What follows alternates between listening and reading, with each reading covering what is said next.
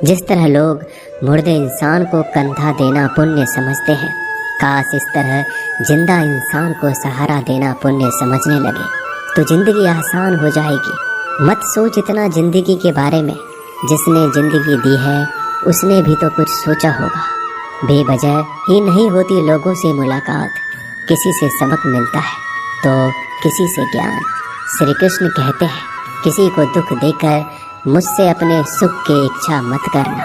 अगर तुम किसी को एक पल का भी सुख देते हो तो अपने दुख की चिंता कभी मत करना। जब दर्द और कर्बे बोली दोनों सहन होने लगे तो समझ लेना जीना आ गया है।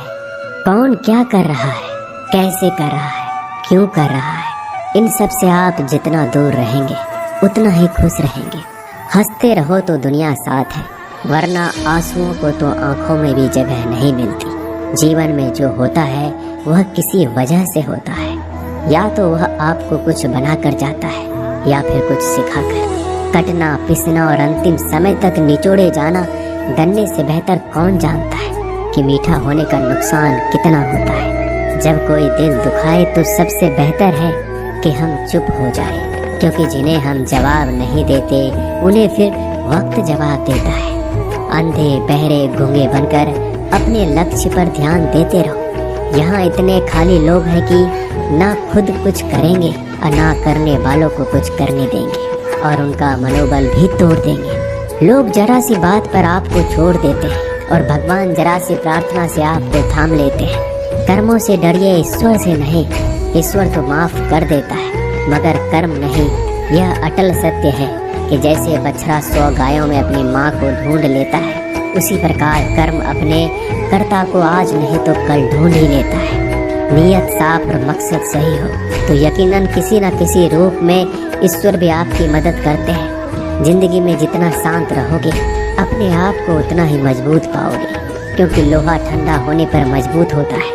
गरीब रहोगे कोई ध्यान नहीं देता, मेहनत करोगे तो सब हंसेंगे, लेकिन जब कामयाब हो जाओगे तो सब जलेंगे। जिंदगी वो हिसाब है जिसे पीछे जाकर सही नहीं किया जा सकता। इसलिए आज में सुधार करें और पुरानी बातों को अनुभव की तरह इस्तेमाल करें। जिस जिंदगी में उत्साह, लक्ष्य और अनुशासन ना हो उसे जिंदगी जीना नहीं, जिंदगी काटना कहते हैं। कभी कभी आप बिना कुछ गलत किए भी बुरे बन जाते हैं, क्योंकि जैसा लोग चाहते थे आप वैसा नहीं करते। जिस मनुष्य के हृदय में सच्ची मानवता हो उसकी सोच हमेशा यही होगी कि मुझे मिला हुआ दुख किसी को ना मिले और मुझे मिला हुआ सुख सबको मिले। मैंने हंसकर भी देख लिया और रोकर भी देख लिया, किसी को पाकर किसी को खोकर भी देख लिया। ये जान लिया कि जिंदगी वही जी सकता है जिसने अकेले जीना सीख लिया। जिंदगी बहुत कुछ सिखाती है, थोड़ा रुलाती है, थोड़ा हंसाती है। खुद से ज़्यादा किसी पे भरोसा मत करना, क्योंकि अंधेरे में तो परछाई भी साथ छोड़ देती है। अगर कोई आपको सच्चा प्यार करता है तो वह आपको समय जरूर देगा, आपकी हर स्थिति में साथ देगा, हमेशा आपके लिए समर्पित रहेगा, क्योंकि सच्चा प्यार एक दूसरे की खुशियाँ चाहेगा, आंखों में पानी नहीं। लोहे को कोई नष्ट नहीं कर सकता, बस उसका जंग उसे नष्ट कर सकता है। इसी तरह आदमी को कोई और नहीं बल्कि उसकी सोच ही नष्ट कर सकती है। इसलिए सोच अच्छी रखो, फल अच्छा ही होगा। इतना कमजोर मत बनो कि कोई भी आपको तोड़ सके, बल्कि इतना मजबूत बनो कि आपको तोड़ने वाला खुद ही टूट जाए। दर्द आपको मजबूत बनाता है, डर आपको बहादुर बनाता है, अनुभव आपको सिखा देता है। जिस दिन हम समझ जाएंगे कि सामने वाला गलत नहीं, सिर्फ आपकी सोच हमसे अलग है, उस दिन जीवन में सब दुख दूर हो जाएंगे। क्यों रोते हो? मन का ना होने पर जो लिखा है वही होकर रहेगा।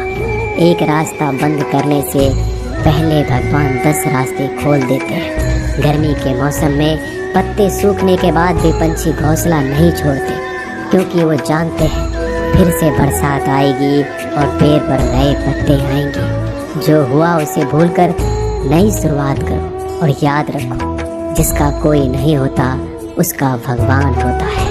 मतलब से जुड़े रिश्ते मतलब तक साथ देते हैं, लेकिन दिल से जुड़े रिश्ते आखिरी सांस तक निभाते हैं। अच्छा काम करते रहो, चाहे कोई सम्मान करे या ना करे, क्योंकि सूर्योदय तब भी होता है जब करोड़ों लोग सोए रहते हैं। दुनिया में हर एक काम आसान है, केवल अंदर से आवाज आनी चाहिए। हमेशा मेहनत और उस परमात्मा पर विश्वास रखना इस सफलता का सूत्र है। जीवन में सबसे बड़ी गलती वो है जिस गलती से हम कुछ सीख नहीं पाते। जो व्यक्ति अपने मन को काबू में कर सकता है वह जिंदगी में कुछ भी कर सकता है।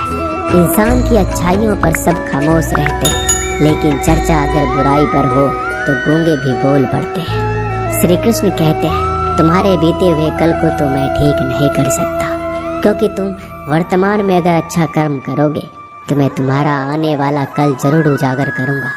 झूठी बातों पर लोग आपकी वाहवाही करेंगे, वही लोग आपको तबाह करेंगे। बुरे से बुरा क्या ही होगा, हम तो हमेशा ही सोच लेते हैं, मगर अच्छे से अच्छा क्या होगा हम ये कभी नहीं सोचते। जो ईश्वर रात को पेड़ पर बैठे पक्षियों को कभी गिरने नहीं देता, तो सोचो वह तुम्हें अकेला और बेसहारा कैसे छोड़ सकता है। आज के ज़माने में कोई अपना नहीं होता, सिर्फ लोग तब तक साथ देते हैं जब तक उनका स्वार्थ होता है।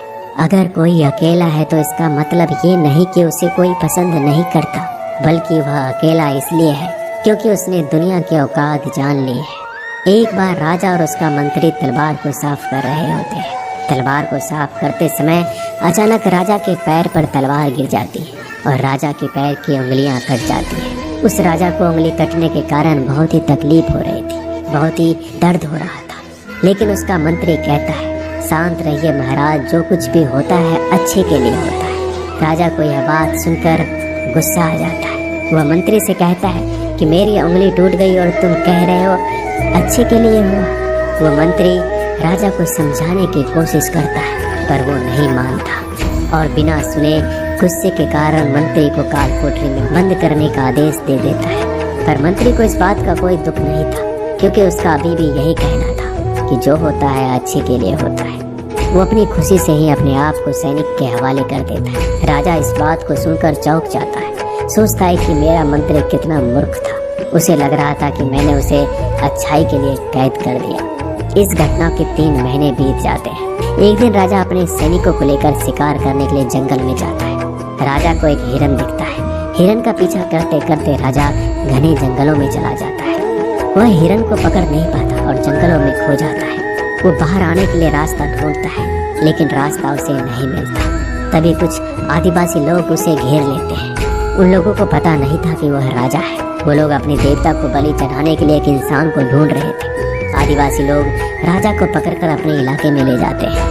राजा उनको बार बार समझाने की कोशिश करते हैं, लेकिन वो लोग कुछ भी नहीं समझ रहे थे। वो लोग खुशी से नाचते हैं और राजा को नहलाकर बलि चढ़ाने के लिए उनको कपड़ा पहनाते हैं। अब राजा को लगता है कि वो मरने वाला है। जब आदिवासी लोगों का मुखिया राजा को मारने जाता है, तब देखता है कि राजा के पैर की उंगली कट चुकी है।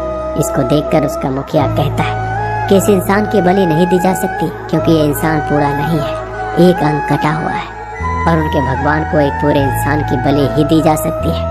अगर ऐसे इंसान की बलि दी जाए जिसका अंग पहले से कटा हुआ है, तो उनके देवता खुश होने की जगह नाराज हो जाएंगे। फिर वो लोग राजा को छोड़ देते हैं।